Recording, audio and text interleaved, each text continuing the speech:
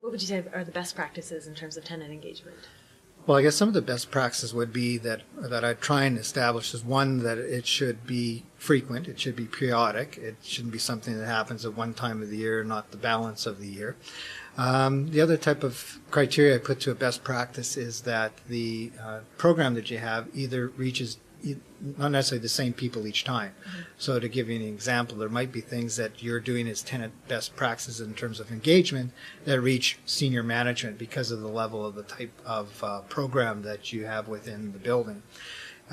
There should be others that reaches their employees. So what you should do is have some criteria. One is try and do it periodically through the year.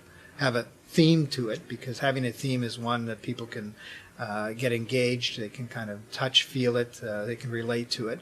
And then two, make sure that it reaches different people at different times throughout the program.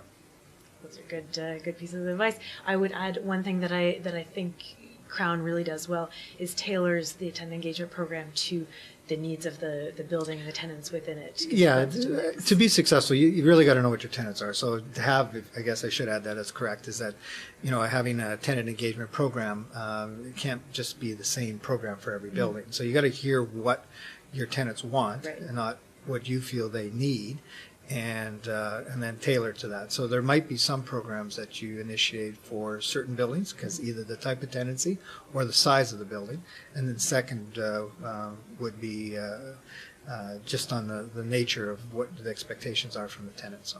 Right, and I know that at Crown you've done a lot of work in building that culture with your frontline staff and particularly property management staff to really empower them and to communicate with them and to recognize them when they do well and to have their backs when things go wrong.